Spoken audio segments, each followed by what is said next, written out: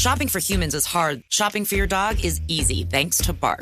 Every month, we deliver toys and treats just for your dog. Whether it's fun plush or tough toys for heavy chewers, we spoil all the dogs. Subscribe now and get a free upgrade at barkbox.com/iHeart. This episode is brought to you by Navy Federal Credit Union. It's a special thing to be a member of Navy Federal because they are a member-owned, not-for-profit credit union that invests in its members with amazing rates and low fees. That's why members could earn and save more every year. Plus, they serve all branches of the armed forces, veterans, and their families. So if you're interested in becoming a member, learn more at NavyFederal.org. At Navy Federal Credit Union, our members are the mission. Insured by NCUA. Episode 137, Myths and Truths of Everyday Millionaires with Chris Hogan. Welcome to the Frugal Friends podcast, where you'll learn to save money, embrace simplicity, and live a richer life. Here are your hosts, Jen and Jill.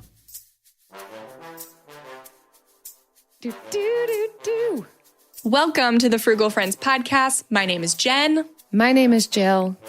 And we have such a special guest for you today. And we are as excited as I'm sure you will be. Whenever we get these big names on, we always get an uptick in downloads. And we are especially excited about this one. Absolutely. He's an amazing guy. We're going to intro him soon, and you'll get to make up your own mind about him. But yes, I am excited. Interviews are always my favorite, especially when we can talk with authors and some well-known people in the space of personal finance. I know, because they wouldn't talk to us otherwise. This is the way we get to get in there with the relationships. So that's fun for us. But first, our sponsors. We've got the Frugal Friends Workbook. If you're starting to think about how you're going to do better with your finances in the new year, and if you're not, you should be, so here you go. But you already know you're not going to make a complete 180-degree change in your life, then check out the Frugal Friends Workbook. It's a digital workbook with 6 week-long challenges that turn improving your finances pretty much into a game. In addition to the challenges, you'll get 60 pages of teaching and implementation guidance. And while it can be completed on your own, it is created to be gone through in pairs or small groups. That's why every purchase comes with 2 downloads. You heard that right. That is buy one, get one free right there. We'll go. So head to frugalfriendspodcast.com/workbook to learn more and use the code Taco Bell, all one word, to get $10 off the regular price. Yes. That's special for our listeners. Taco Just Bell. for our listeners that would get the Frugal Friends Workbook, not anybody else. Exactly. Today's episode is also brought to you by money. Yes, it's what makes the world and this podcast go round. There are a few things money wants the Frugal Friends to clear up right now. This is more of a PSA for money. First, money wants to be your friend. She wants to hang out with you, so please stop sending her away like she's a door-to-door salesman on a Saturday morning. Second, money is looking for you. She knows you want more and she's trying to bring friends. But when you keep her trapped in a checking account or worse, sending her away, her friends will follow her and you won't be able to hang out and form that like really great sorority you're planning. So please, for money's sake, keep her nearby and let her grow. I'm so proud of you. This is so deep. But also, do you get door-to-door salesmen on Saturday mornings? Okay, so that's not the first thing I wanted to say, but like who comes to your door on a Saturday morning, and just picture that person. Yeah, I would send them away, most likely. You're right. Yeah, you would. Yeah, whoever it is, you would send them away. Well done. Don't do that with your money. We love our sponsors. They're so great. Yes, we love money. You know, something else that's great and more important is this interview with Chris Hogan. So you may know Chris Hogan through a guy named Dave Ramsey over there at Ramsey Solutions. We also had Rachel Cruz on our episode 116, and we're super excited to have Chris on today because, well, he's fun. He's just a lot of fun. He is fun, yeah. We have had the opportunity to meet him several times over the last few years, so it's a treat to have him on the show. For those who don't know, Chris Hogan started his career as a debt collector and then became a financial coach because of how many people he saw struggling. And that's great, seeing a need and then filling it. So he's now, cut to today, 2-time best-selling author and one of the most dynamic and enthusiastic speakers I've ever heard. Guaranteed you all will absolutely fall in love with his voice and hopefully the content too. I know. One time, Chris Hogan was on Chris Browning's podcast, Popcorn Finance. Oh, those are 2 dynamic speakers. I know. You should look up the episode. I'm blank. I don't know what episode number it is, but you just search for it on Chris's website. And it is an episode that will blow your mind with like the butteriness of the voices. Popcorn Finance interviews Chris Hogan. Oh, man. If you need a pick-me-up, there you go. But we're excited to specifically talk to Hogan about millionaires because I imagine right now, more than ever, people are discouraged about their finances and trying to just get stable, not even thinking about becoming a millionaire. But I promise you, when you shift your mindset to believe you're a millionaire waiting to happen, things change. And so we want to help you make that shift today as much as possible. So we're going to talk about what a millionaire is. We're going to debunk a few myths that might be holding you back from believing wealth is possible for you. And we don't want you to settle. Like, we want you to build wealth because if you're listening to this, you're probably a good person. And we need more good people to be wealthy. You feel me? So we're going to talk about money mindset more in a few weeks, so get comfy with that. But we're starting today with talking about millionaires and why it is attainable. Let's do it. Let's get into it. Let's do it. Welcome, Chris Hogan, to the Frugal Friends podcast. Well, thank you. It's a pleasure to be with you all. We are thrilled to have you. Both Jen and I have had the opportunity to meet you in person in the past. And that's better, of course. But, in the age of COVID, through Zoom and through podcasts works too. So we are excited to chat more. Well, thank you. Thank you. I'm looking forward to it. We want to talk about millionaires today. This subject that feels unattainable for many people, but we want to kind of shift some mindsets with your help today, Chris. And so to start off, we know that this is a big area of expertise for you. You talk about being an everyday millionaire and investing and building wealth and all of these things. So we're excited for your expertise. But to begin, can you describe for us what is a millionaire? What would qualify someone as a millionaire? And why is this a good aim? Well, and looking at it you're right. This is a big topic. There's a lot of conversation out about it. And really digging in, I wanted to help people to understand what it was and how you can get there. And so for me, looking at it, it's all boils down to taking what you own, all of the items, your 401k, the money in your bank, your cars, the equity in your home, all the things that you own, minus what you owe, anything that you have debt on. And so if you take what you own minus what you owe, that end number, if that is $1 million or more, then congratulations, you're an everyday millionaire. Woo-woo. Yep. So it becomes this thing just to look and to be able to track. And so, for me, it was one of those things and understanding. I grew up in Kentucky in a small town. And so, in my mind growing up, it was you had to be a pro athlete or an entertainer or an actress or something in order to be able to hit that. Or you had to be born into money, right? You had to come from wealth in order to be able to establish it. And so we set out just to set the record straight and to help people know the truth. Yeah, it's a simple formula. And I think a lot of complicated concepts can be simplified and then can help us. I think when it feels so unattainable, not that easily understood, that's when we think, well, that's not for me. But just to know in its simplest form, this is what it is. Why do you think this is a good aim for somebody? Well, I don't think it's necessarily something that everyone has to aim for that, right? But I do think it's important for us to be aware that at the end of the day, we want to be able to take care of ourselves. We want to also be able to provide for the people that we love the most. And we also want to be able to give, right? Giving's the best thing that you could ever do with money. And so being able to look at this and understand, it's not so much that everyone needs to have that as a goal. We're all wired a little bit different. But in looking at it and helping people to understand that it is something that can be obtained, and that more regular, everyday people are in this category of a millionaire than people believe.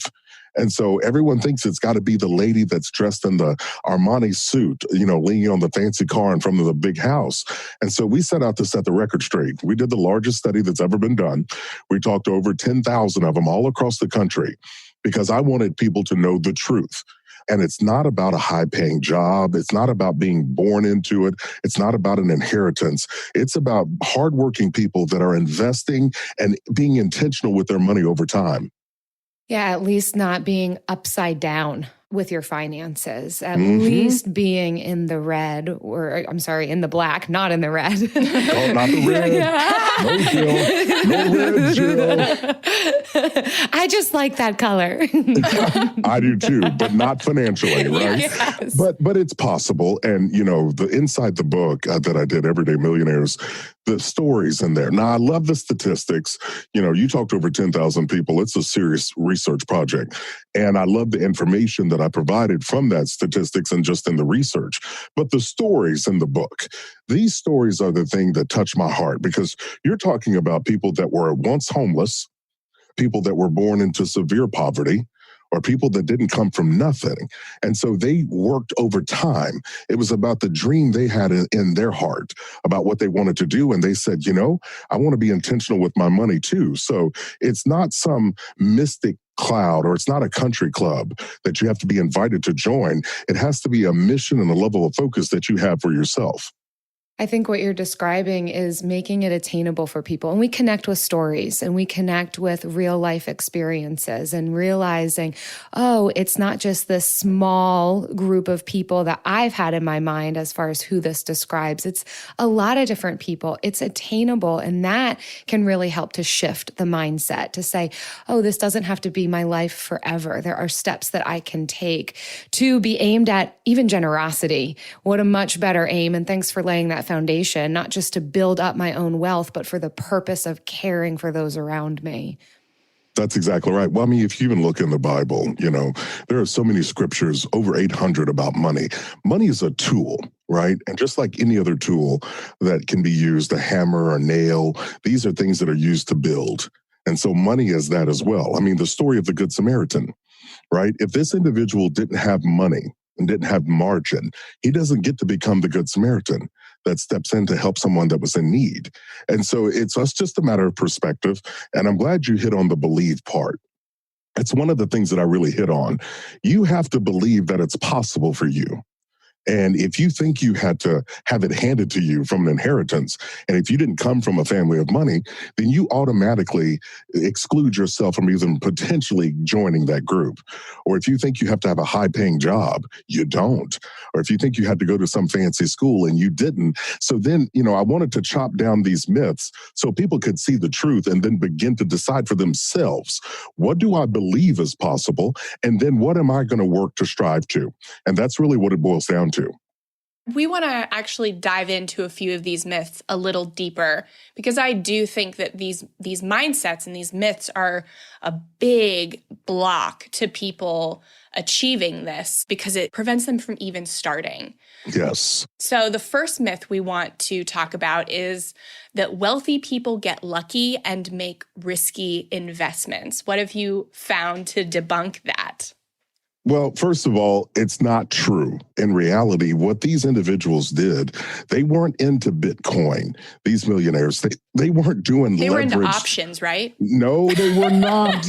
No, Jen, they didn't. They didn't do these things.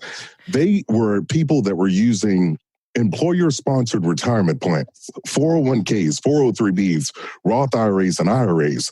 That's what they used. Almost 80% of them said that was the number one tool that they used to be able to build wealth. I say this because I hear about Bitcoin and I hear about cryptocurrencies and all these things. And people believe that, hey, I've got to take this crazy risk in order to build wealth. And what ends up happening is you take this crazy risk and you end up losing more money. Or unfortunately, as I've seen, people going into debt for these things. And so it's important for people to understand it's not about the risk investments. And honestly, it's about the boring, typical slow things using the 401k, the 403b, and Roth IRAs. So that's really the secret. It's amazing that you say that. I found myself in a lounge at an airport talking with somebody. We made it there because of our frugal lifestyle. Others made it there because of the debt that they want to rack up on their credit cards. Either way, we were there together in this room. And this gentleman worked for a financial investment firm, a large financial investment firm. He himself was not able to do some of these risky investments. Your typical Roth IRAs and 401ks was all he could do so that he wasn't getting himself into precarious legal situations. But he said that is the case for the wealthy millionaires that he worked with. I'm just affirming what you're describing, Chris, that all of those people got there from usually the traditional routes. It wasn't a result of these random, you've got to be a brain surgeon to understand what you're even looking at. It was this very traditional, slow and steady way of investing. And that's what got them to their position of wealth. It really is. And it's so true. So if almost 80% of these millionaires use those things, another stat that really jumped out is almost 70% of them utilize an investment professional in their life. So that means they weren't going it alone, right? They were getting with someone that had knowledge that they didn't have to be able to guide them. And I was so grateful that that stat rang true, because that's one of the things I talk about on my show is that I'm wanting people to go sit down with someone, let them review your 401k or your 403b. Look at the way that you're invested so you can get some knowledge that you don't have. I found small tweaks can lead to big gains when you have the right knowledge. Yeah, it's the hair and not the sloth, the tortoise and the hare. That's what we're talking about. Tortoise and the hare. We could write sloth a new one. Works too, right? Sloth could work. Jill and Hogan come out with a new book, and we're going to teach people the right way. Hey, Our next book. I think people might buy it. You never know. They love sloths. We can sell this thing. Yes. We can sell it. With some good artwork. That's right. Yes. AI might be the most important new computer technology ever. It's storming every industry, and literally billions of dollars are being invested. So, buckle up. The problem is that AI needs a lot of speed and processing power. So, how do you compete without costs spiraling out of control? It's time to upgrade to the next generation of the cloud, Oracle Cloud Infrastructure, or OCI. OCI is a single platform for your infrastructure, database, application development, and AI needs. OCI has 4 to 8 times the bandwidth of other clouds, offers one consistent price instead of variable regional pricing. And of course, nobody does data better than Oracle. So now you can train your AI models at twice the speed and less than half the cost of other clouds. If you want to do more and spend less, like Uber, 8x8, and Databricks Mosaic, take a free test drive of OCI at oracle.com/strategic. That's oracle.com/strategic. oracle.com/strategic. We know New Year's resolutions often don't stick. In fact, on average, they last around 30 days. So if saving money is on your 2024 resolution list, here's a foolproof way to stick to yours. Switch your phone provider to Mint Mobile. For a limited time, wireless plans from Mint Mobile are $15 a month when you purchase a 3-month plan. That's unlimited talk, text, and data for $15 a month. For those of you paying close to $40 a month for just one phone line, this means a savings of $300 over the course of the year. We especially like Mint because all plans come with unlimited talk and text and high-speed data delivered on the nation's largest 5G network. To get this new customer offer and your new 3-month unlimited wireless plan for just $15 a month, go to mintmobile.com/frugal. That's mintmobile.com/frugal. Cut your wireless bill to $15 a month at mintmobile.com/frugal. Additional taxes, fees, and restrictions apply. See Mint Mobile for details. So the second myth that a lot of people buy into is that rich people have high paying jobs or high level positions, and that's how they get to their place of wealth. What do you say to that, Chris? All right, I'm getting ready to chop these two down as well. Let's start with the high-paying job, right? People believe you've got to have a six-figure income or more in order to become a millionaire. One of the guys that I've talked to over the years, his name is Frank. Frank worked his tail off. He never made over $68,000 a year in his life, okay? And by the time that he retired, he was a multimillionaire. Never made over $68,000. But let me tell you this one. A third, we talked over 10,000. Again, a third of the millionaires that we studied never had a six-figure household income. Hold on a minute. I said household. That meant if they were both working, combined together, they didn't make six figures. Okay, this is really important for people to hear, because you'll look at your income and say, well, I'm only making 50 or 56 or 60. And then you automatically think, well, it's not available for me to become a millionaire. No, it actually is. It's not about how much you make. It's what you're doing with the money that you do make. And when we have it tied up to consumer debt, the average person has around $35,000 in consumer debt, $37,500 in student loan debt on average. And so if we can free up our money, what it does is it allows us to be able to invest so we can grow it the right way. Now, let's talk about positions. I was excited to see this stat because I wanted to know, what are the jobs of these millionaires? What do they do? The number one job of these everyday millionaires was engineer. Okay. And that didn't surprise me because engineers plan things. I was like, okay, that makes sense. Number two were accountants. Well, okay, they know how money works. They know how to count. They know how to plan. That's great. The third one shocked me. The third one was teachers. What? Yeah, school teachers, college professors, teachers. Now, you two and I know that teachers are the most underpaid profession out there, right? They're dealing with these kids. I mean, that's a lot going on. So is social work. Just got to make my plug. That's exactly right as well. And so you look at this and you go, well, how in the world are teachers on there? You know, doctors and attorneys, they were in the top 10, but they didn't make the top 5. And so after teachers, you had managers of all types, whether you're a manager in a department store, you're a manager in a grocery store. So again, it's not about some highfalutin job with some super high income. And so I want people to know this because it helps them to understand that it's possible for them too. And I think that was the thing that I really loved about the book, is helping people to debunk these myths so you can see the truth and then you make a decision for yourself. Chris, I've got to be honest. I think a lot of what you're saying is scary.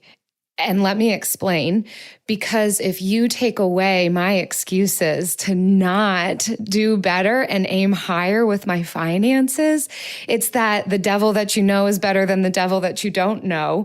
I'm comfortable having my excuses and living the way that I want to live, imagining that this is not attainable for me. But then to hear your words and saying there are a good portion of people, there is a third of people out of the people that you have interviewed who are everyday millionaires who don't make six-figure salaries within their household and are not in high-level positions. I mean, what does that mean for me? That calls me to a higher level of accountability with my finances. And there's a little bit of concern. It's scary to then say, well, now what does this mean? And now that I know, not knowledge is power, but there's also responsibility with it then. Well, you're exactly right. And I would want people, as they hear it, I don't want it to be scary. I do want it to be startling, right? I want you to go, well, wait a minute. If they can do it, right? If Frank, who never made more than $68,000 can do it, then what's my excuse? And you're absolutely right. I want to take the excuses off the table.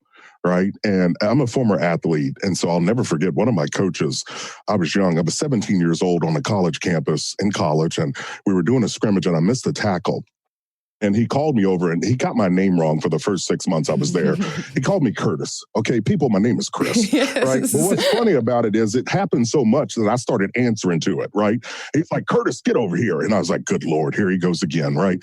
And he goes, why didn't you make that tackle? And I was like, Coach, the man was holding me. The referee didn't throw the flag. And he just looked at me with disgust after I rambled for like 2 minutes with my excuses.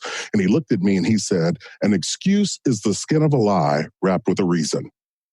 And he said, "Now go over there and sit down." And I went over and he came over a few minutes later. He goes, "Curtis, you remember what I told you?" And I laughed and I go, "Coach, you said something about skin, lies." "I don't know, dude." He said, "An excuse is the skin of a lie wrapped with a reason." Then he bent down and looked me in the eye and he said, "Son, don't make excuses, make plays." Right? It was a grow up moment for me. And in looking at it, too often times we can make excuses. And I don't mean that people don't have some tough things to overcome. I'm not saying that. We all have different start points. Some people have some legs up over others. The goal is, though, is we're running the same race. And just like in the tortoise and the hare, you get an opportunity to determine your speed and what you're running toward. And so it's a matter of us making a decision. We have to let go of some things. We have to let go of victim thinking, right? This is something that's prevalent in our society right now. That if I haven't done something or reached something, that I got to find somebody to blame because it's going to make me feel better, right? Or I can talk about the family that I came from. And that, well, they didn't teach me and I didn't know. Okay, that's great. But now you can. As an adult, I talk about in the book, you don't need your parents' permission slip anymore. You don't need them to sign it for you to go on the field trip like you did in 4th and 5th grade. As an adult, you get to sign that permission slip with your effort every day. So guess what? The ball's in your court now. Make a decision. And if you guys have my book, if you don't have it, I'll send it to you. But I want you to do something. I want you to take the cover of the book off, and I want you to see the secret message in there. It's right on the front, and it firmly affirms what I'm talking about, that I believe people can do this. I just think with the right information, the right belief system, and then taking the right actions, starting today. Don't look back to 5 and 6 years ago. We can't go back and do anything about that, but I can't control this day. And it's called a present for a reason, because it's a gift we have to be able to make decisions for ourselves and our future right now. Can I just get a pep talk from you about every week? Ultimately, what I'm hearing from your mouth, Chris, is hope. That yes, there's a calling up to a higher standard. There is adult thinking and living and behaving that we need to implement with our finances. But ultimately, you're describing hope.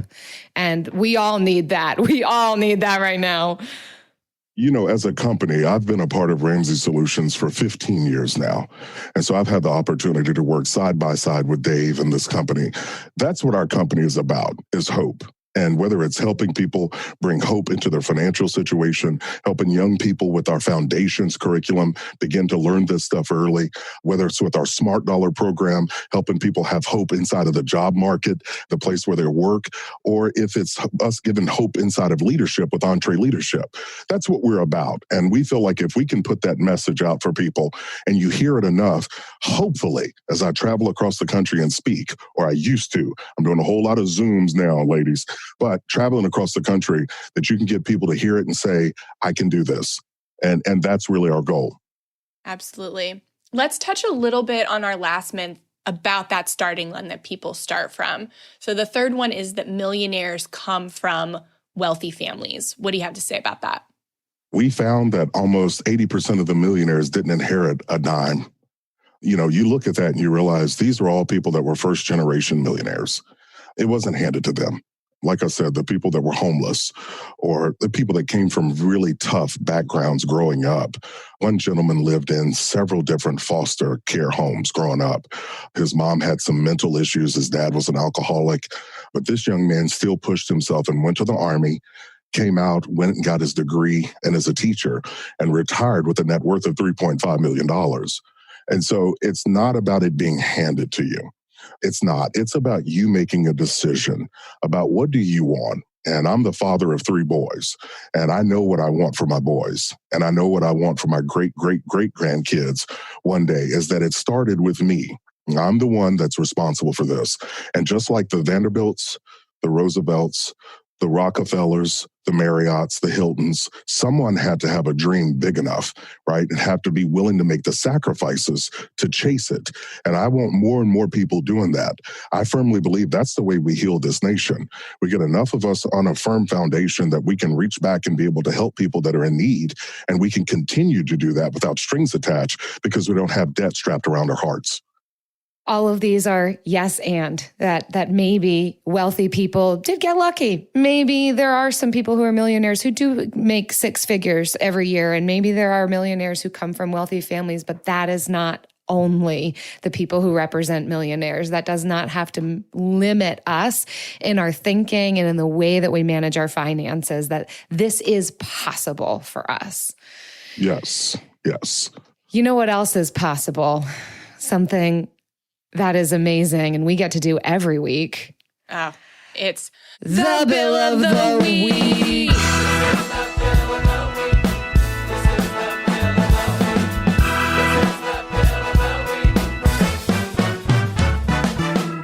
That's right.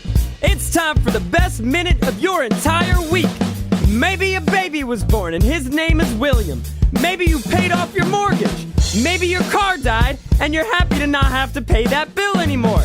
Duck bills, Buffalo Bills, Bill Clinton. This is the Bill of the Week. Okay. That's the part where we yell. We warned you. Yeah, you all just yelled at me. All right, I'm a little nervous right now. So what is this Bill of the Week thing? All right, Chris. So every week we invite a listener or our guest onto the show to give us their favorite bill. So our intro music that you did sadly not get to hear gives some examples, like the Buffalo Bills or Duck Bills. Oh. Baby's named Bill, whatever. Okay. Anything bill related. It can be a bill you paid off. All right. So my favorite bill. All right, I'm going to change this up. I'm going to go with a person. My favorite Bill is Bill Cronin. Bill Cronin was one of my football coaches from back in college, was an incredible encourager, was a gentleman that didn't let you make excuses. He wanted you to be a part of a team and understand your role, but he always was pushing us to get better. And I'm so grateful for men like him and teachers that I had and my family members that saw more in this little country boy than maybe I saw in myself. And so he is without a doubt my favorite Bill, that as an encourager and an educator and a coach, he strived to help us young people get better. That's amazing. I love that.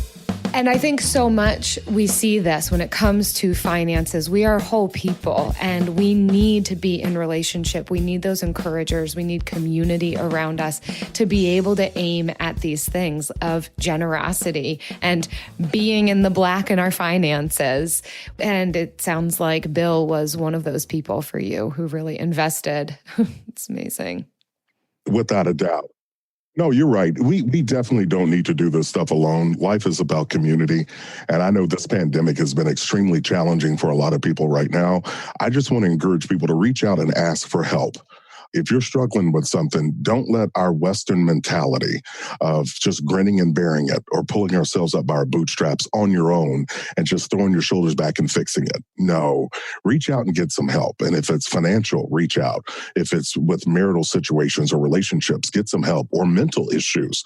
We got to reach out. Let's become the best version of ourselves that we can, because that means we get a chance to help someone else, either with the story of what we've overcome or what we've battled, or us chasing down our dreams. Either way, we're writing a story.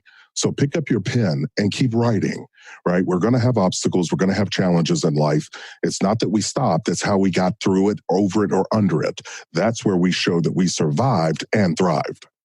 Amen. Yes. We need to have like a Chris Hogan, inspirational phrase of the week. We should start adding that. Well, I appreciate it. I have been the recipient of so many people pouring into me that I feel that that's the call on my life, is to encourage other people. And, I want your listeners out there to know, regardless of where you are today, it doesn't have to be where you end up.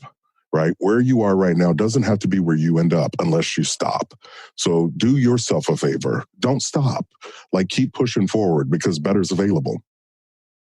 Hi, I'm Martine Hackett, and I'm hosting the second season of Untold Stories, Life with a Severe Autoimmune Condition, a production from Ruby Studio in partnership with Argenix, sharing real stories of MG, CIDP, and other autoimmune conditions. We hope to share inspiration and educate the larger community about these severe and often overlooked conditions.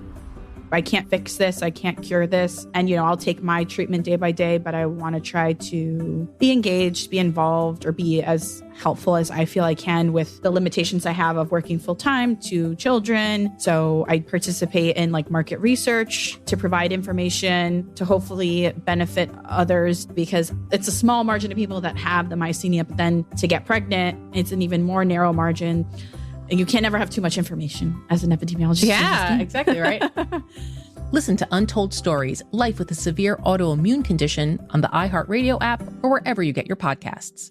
Shopping for humans is hard. Shopping for your dog is easy, thanks to Bark. Every month, we deliver toys and treats just for your dog. They deserve to be spoiled anyway. At Bark, we send your dog a whole new collection of toys and treats made just for them every single month. Whether it's our fun plush toys from BarkBox or our ultra tough toys from Super Chewer, we give your dog exactly what they want. For a limited time, we'll double your first box for free. To get your free upgrade, go to barkbox.com/iHeart. And now it's time for the lightning round. Yes, that was my favorite lightning round introduction we've ever had. Usually I try to make my own noises into the microphone, but that was better. Uncomfortable. Yeah, it's always uncomfortable for me. Well, today's lightning round is called If I Were a Rich Girl. So we are all going to take turns and say one thing that you just can't justify buying now, but you would definitely get it if money were no object. Okay. I don't have to be a girl, do I? No. Okay, good. That might be a little bit of a stretch for you, Chris. If I were a rich girl.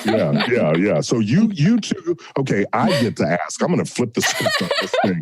Jill, if you were a rich girl and money were no object, what do you buy? Hopefully this can count. It's something that my husband wanted to buy. This is a very recent, very raw example.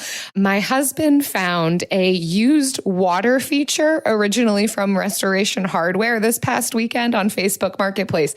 We just bought a new home and he's been talking about wanting to have a massive water feature inside in our living room.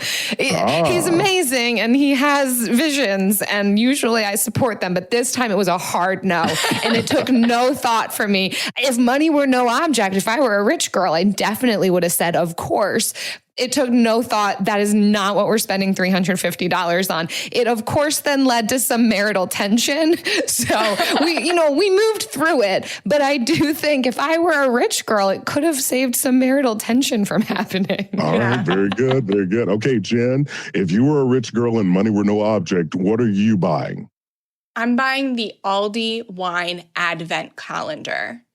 It's 24 half bottles of wine in an Advent calendar. No. Yes. And it's like $70. And I can't say I drink enough wine to actually get through it. And my husband doesn't drink wine at all. Okay. So I can't feel right about buying it. But if I were a rich girl and had all the money in the world, okay, I would get that Aldi wine calendar every year.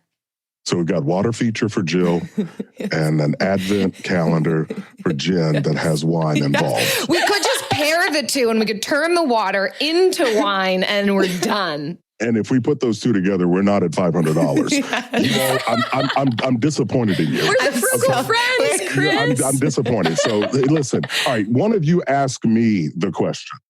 Chris, if you were a rich girl and money were no object, what would you buy? All right, if I was a rich dude, we're going to change that. Okay. Money was no object. I am buying a 2020 Harley Davidson Road King. We're talking about it's around $24,000. That's what I would buy. I outdid you both. The difference between Chris Hogan and us is that he has class, serious class. I've got goals, but I can't justify that. But in my mind, when I see them riding around, I picture my hair blowing. Well, I don't have hair. My beard blowing. If you were a rich girl, though, it might be possible. Hair too, yeah. Goodbye hair. Very fun. Yes. Oh, amazing. Thank you so much, Chris, for hanging out, having some fun with us, debunking these myths. Where can people get more from you? Because we know they want your content and your voice, let's be honest. Well, I appreciate it. This has been a blast, you two. Thank you for having me. If people want more information about dealing with money, retiring with dignity, or wanting to build wealth, you can learn more by going to my website, chrishogan360.com. That's chrishogan360.com. Awesome. Amazing. Thanks so much. Thanks for being here. Absolutely. Thank you all so much.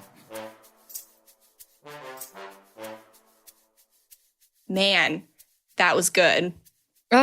He's such a joy to talk to, not only in his amazing sound bites that we could probably put in calligraphy on some signs in our house, but also, just his down-to-earth nature. And I mean, I've already said it. I really enjoy his radio voice. So yeah, it's just all around a win-win-win-win-win. So, but he's not just a pretty voice, Jill. I know that. That's why I highlighted the other things first. He's not just a rich girl. He's not a rich girl, Jill. I know. He's a rich dude. Mm-hmm. A wealthy dude aimed at generosity, which is amazing. So we hope that this episode was encouraging for you all, that you feel one step closer to shifting your mindset about what might be attainable for you. And it's scary, and that's why we're here for you, the Frugal Friends community. Join us in our Frugal Friends community group on Facebook. Chat more about this topic. Let's talk about our whys behind even aiming at being in the black in our finances, how we might be able to get there, even on some of those smaller salaries like Chris was describing. So thanks so much for listening. We want to thank you for your kind reviews on iTunes and Stitcher, like this one. It comes from _the alligator. That's awesome. The alligator. I like that. Titled Practical and Fun. It happens to be 5 stars. They usually are. She puts her hair back. Yes. I never thought I would say this, but this budget podcast is fun. They make tough issues that are often stressful for me so lighthearted and fun. I also love that all of their suggestions are practical. So many budget blogs and podcasts make suggestions like growing your own food, harvesting your own eggs from pet chickens, and making your own laundry detergent as money-saving tips. Those ideas are nice, but they are not practical for our fast-paced life.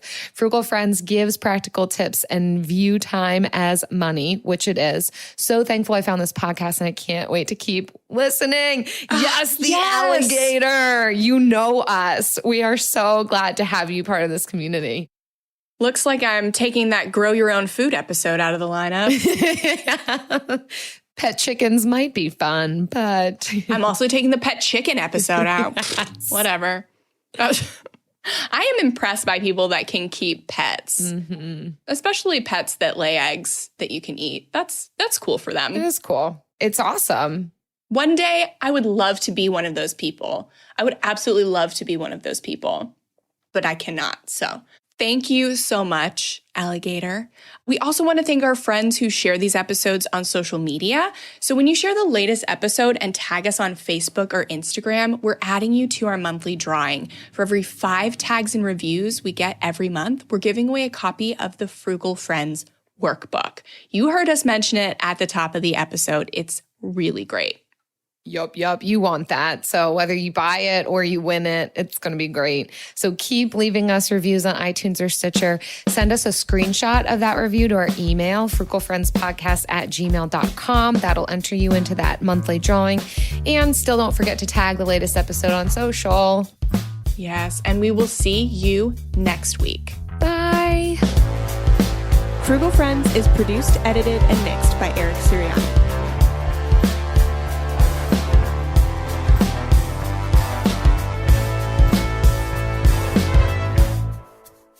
Jill, how did it make you feel when our rich life purchases totaled less than $500? I didn't even think about it. I know. If money was no object, I would buy a box of wine for a whole box of wine with like 48 glasses of wine. Right. Which is like, a few bottles of wine for $70. Which is amazing, but I think goes to show the type of it's not sacrifice is a bit dramatic, but how we have tempered ourselves in the areas that we choose to cut so that we can spend in other areas. And I think ultimately the reason I shared mine, which is even still like 10 times the amount that yours was, not really 4 times. I can do math. $350, that's still a decent amount of money, but ultimately it would have been great because I wouldn't have had to experience tension with my husband over that. Yeah. Eric is a rich girl in his head. Yes. He has all the answers for you on what he Eric would spend is a rich girl.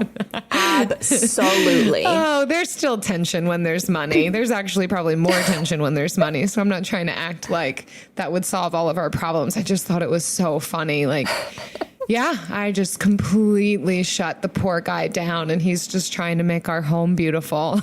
I'm like, nope. I mean, in your defense, every time I go to your house, there's something else there that he has purchased from Facebook Marketplace. There's something new. To be fair, it's from Facebook Marketplace, and that's good. And we are still setting up. We did not bring much from Pennsylvania to Florida. And most of it's necessary or...